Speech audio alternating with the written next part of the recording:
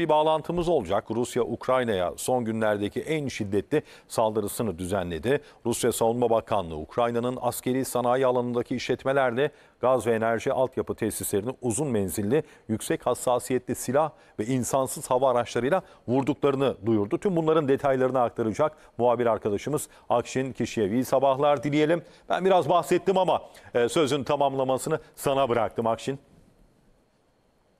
Teşekkürler Mehmet Derindağ. Evet, Ukrayna teslim oluncaya dek savaşı sürdürmekte kararlı gözüken Rusya son günler saldırılarını daha da yoğunlaştırdı. Rus güçlerinin uzun menzilli hassas silahlar ve insansız hava araçlarıyla gerçekleştirdiği saldırılarda Ukrayna'daki askeri sanayi işletmeleri ve onları besleyen enerji altyapısı hedef alındı. Rusya Savunma Bakanlığı'nın açıklamasında tüm hedeflerin imha edildiği bildirildi. Özel askeri harekatın son bir haftasında yaşanan gelişmelerin özetini sunan bakanlık, Rusya Silahlı Kuvvetleri'nin yüksek hassasiyetli silahlar ve SİHA'larla 5 grup bombardımanı düzenlediğini bildirdi.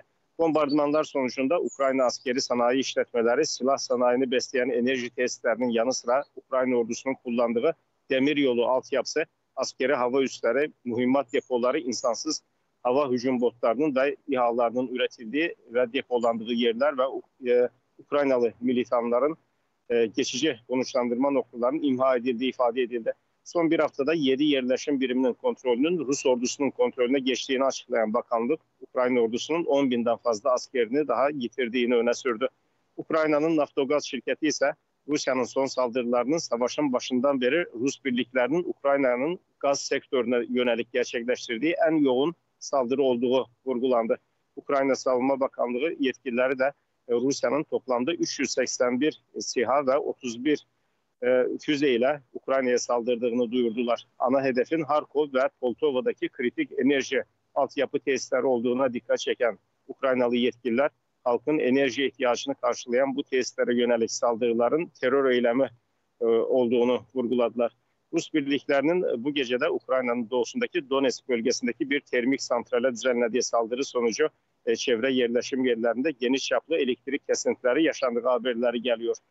Rusya'nın saldırılarına karşılık veren Ukrayna'nın da insansız hava araçlarıyla Orsk bölgesindeki azot fabrikasını ve Terim bölgesindeki petrol rafinesini vurduğu bildirildi. Bu gece de Ukrayna'nın Leningrad bölgesindeki bir sanayi tesisini vurduğu ve bölgede geniş çaplı bir yangın çıktığı belirtiliyor. Ukrayna'nın Rusya'nın petrol tesislerine sistematik saldırılar düzenlemeye başlaması, Rusya'nın enerji altyapısının %20 oranda devre dışı bırakmasına ve artık 10 bölgede petrol yakıt kıtlığının yaşandığını diyelim ve söz tekrar size bırakalım.